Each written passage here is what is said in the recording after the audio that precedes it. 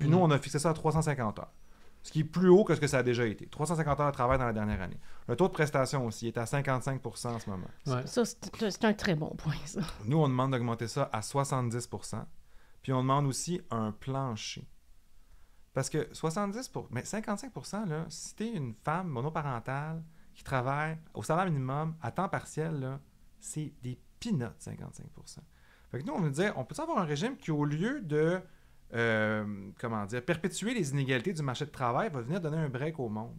Fait que oui, 70%, mais 500 $, comme pendant la pandémie, d'ailleurs, il y avait un taux de prestation plancher, 500 $ pour tout le monde par semaine.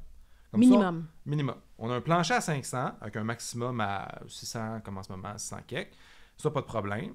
Mais au moins, ça fait que les précaires ne se ramassent pas avec un chèque de 200 $ par semaine. T'sais, tu vas pas très loin avec ça. Non. Ça, on demande ça. On demande 35 semaines de prestations minimum. En ce moment, on est entre 14 et 45. Nous, on demande 35. Dépendamment de quoi? La durée de la prestation. Ouais, parce que qu'est-ce qui varie? Le nombre de semaines auxquelles tu as droit en termes de prestations change selon le nombre d'heures travaillées dans la dernière année. Ça aussi, c'est un système qu'on juge qui est paternaliste. C'est-à-dire que plus que tu as travaillé, plus tu vas avoir de semaines.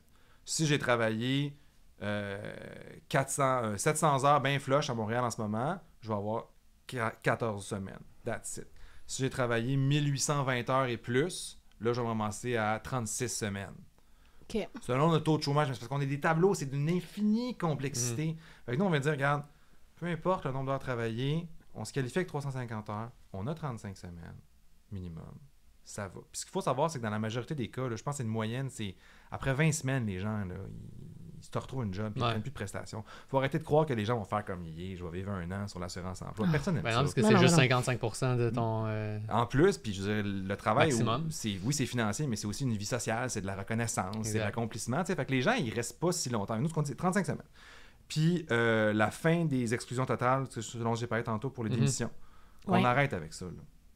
Au pire, si on veut revenir à, idéalement, pas du tout de conséquences ou 3 semaines, 6 semaines, qu'on vienne à un chiffre qui ait plus de bon sens, mais pas effacer les heures. Puis tout effacer les heures, ça, je pensais même pas qu'il faisait ça. Ça, c'est dramatique là, comme conclusion. Là. C'est dramatique, puis c'est même contre-productif, même d'un point de vue...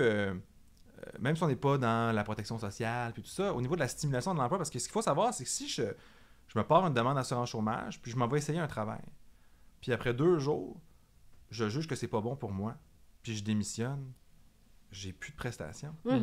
Puis je perds mes heures, sont effacées, je perds tout.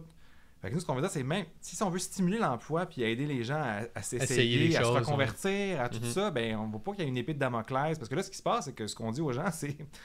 Mais... Sois sûr de ta shot. Ouais, c'est ça. Si t'as un doute, vas-y pas. Ouais. C'est quoi ça comme conseil? Non, ça n'a pas de bon non. sens. Fait que nous, on est pour changer ça.